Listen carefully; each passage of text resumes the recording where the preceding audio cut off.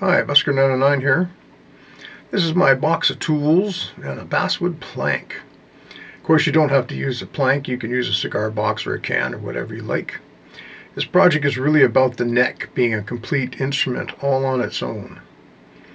I'm using a 36-inch 1x2 piece of poplar, which I've sanded. Even though the stake is called a 1x2, in reality it's a 1.5 by 3/4. This is a standard size for cigar box guitars, so it works out perfectly. These tuners are intended for a classical guitar. I got them from Amazon. I've been using them a lot lately. They're inexpensive, but they seem more durable than the cheapos that I was using before. Also, the holes are placed differently, so you don't have to trim down the headstock like you usually do. You can just stick them through and there's a hole up there.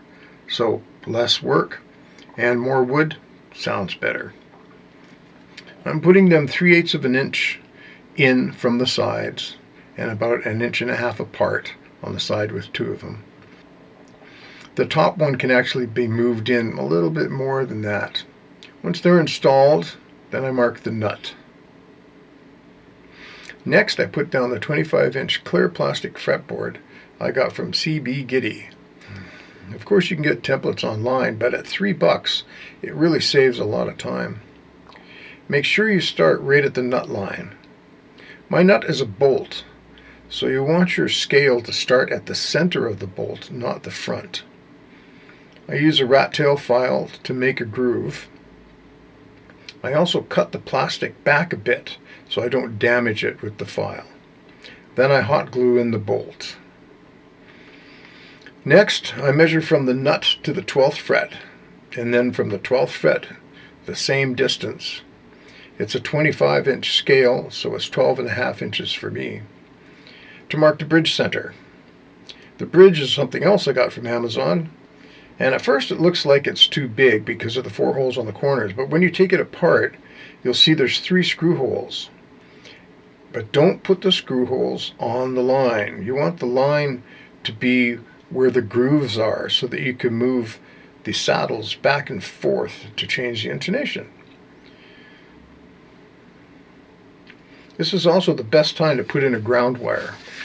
If you were thinking you just wanted to do something acoustically, you could actually skip the pickup and all that stuff, and you could just take it as it is, put strings on it, put in some retaining screws for the strings, which I'll show you how to do later, and then put it on a box or a can for some amplification.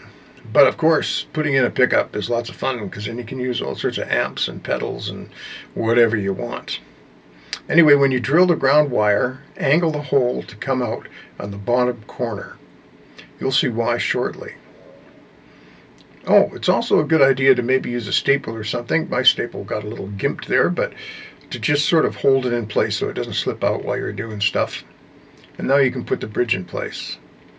Once you've done that, you can place the pickup cover where you like and mark it. I put it there because that just happens to be where I like it through experimentation. Some people like it further down the neck, and some people like it really close to the bridge. It's kind of up to you what you do. Once you've placed it where you want it, then you probably are going to want to recess it. Otherwise, your action will be really, really high, which is okay when you're playing slide, but sometimes it's nice to be able to fret as well. So you just sort of draw a little diagram there like I did. You go in about the full length, about 1/8 of an inch or so, and then you also want to have a little groove on the bottom side for the cord to go down. And you also want to trim off the corner itself from where that groove meets it to the end of the instrument, because that's where the wires are going to go, and there'll be a little piece of trim to cover them.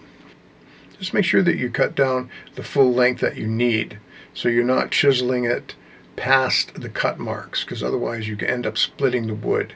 And take your time chiseling too. Just take a little bit at a time. Don't go crazy and try to do it with a couple whacks, because you can't split the neck, and that'd be a real drag at this point in time. So as I mentioned, you need a notch for the wire to the bottom side, and you need to trim off the back corner so the wires have a channel. And lastly, you want to put a little extra groove using the rat tail file in the middle of the recess, because there's a little wire under the pickup and you don't want it rocking back and forth. So I actually put some double-faced tape on either side, and then I use the file just to make a little groove so it sits really, really solidly. And then you can put the cover on. Now the next thing we need to do is place the jack and trim the length. That's pretty straightforward. Just put the jack where you want it, and draw a line around it and trim the length. Unless you want it long like that, or you want to put the jack further down, that's kind of up to you. I like putting it close to the bridge. I like using the upside down Strat jack. You can find them on Amazon, or you can do your own thing whatever way you like. To drill out the jack space, I used a 1-inch bit and a 7/8 inch bit, with 1 inch in the middle, 7/8 on either side.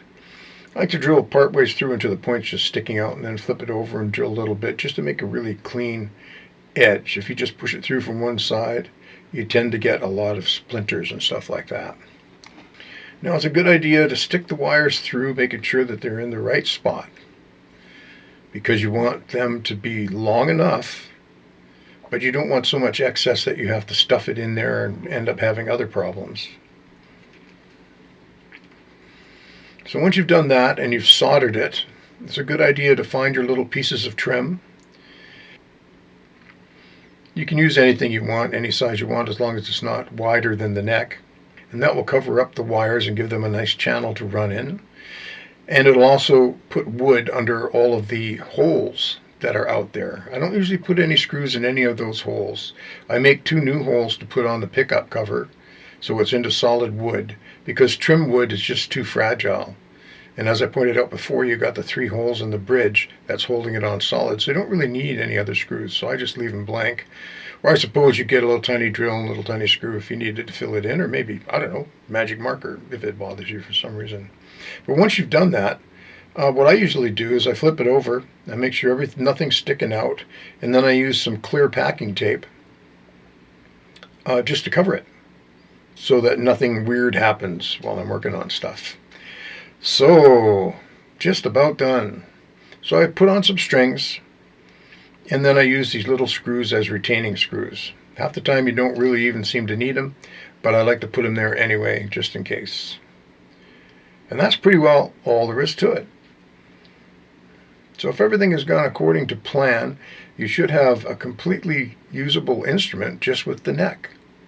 So I'm going to plug it in and test it, make sure mine's working. You should probably test yours. Okay, I think it's time to test it.